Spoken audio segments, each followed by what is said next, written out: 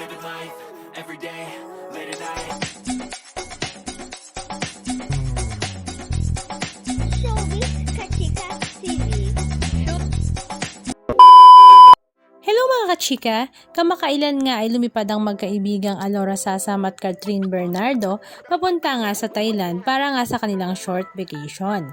At nakakatuwa ang ibinahagi ni Alora sa kanyang social media account ang napaka-funny side nga ng kanyang kaibigan na si Catherine Bernardo. Karamihan nga sa ating mga netizens ay nakikita nga lang si Catherine Bernardo sa telebisyon at maging sa kanyang mga pelikula na very seryoso nga ang kanyang mga role na pinoportray.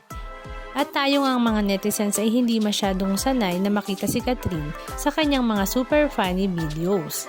Kaya naman talaga namang tuwang-tuwa nga ang lahat, lalong-lalo ng ang mga fans ni Catherine sa mga video clips na ibinahagi ni Alora na talaga namang tuwang-tuwa at enjoy na enjoy si Catherine Bernardo. Halika at panoorin natin ang ilan sa mga video clips ganap na kanyang ibinahagi.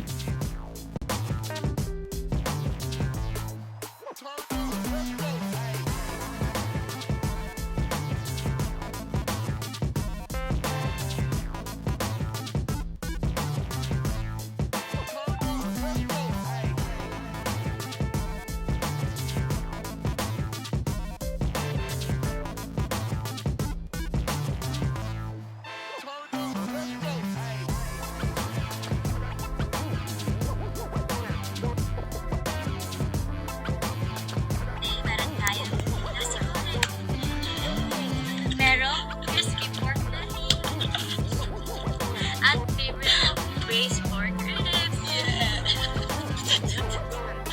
Ang weird na playlist mo, pagkain. Today, meron tayong nasi goreng. Merong crispy pork belly at favorite braised pork ribs. Ang weird na playlist mo, pagkain. Today, Very good siya, na perfect niya. May ice cream siya. Happy, oy, oy, oy, oy, oy, Pero nung isang araw, umiyak ka, nakatulog ka na sa iyak mo, ha? Anong masasabi nyo mga kachika? Just comment down below. And please don't forget to subscribe. Thank you!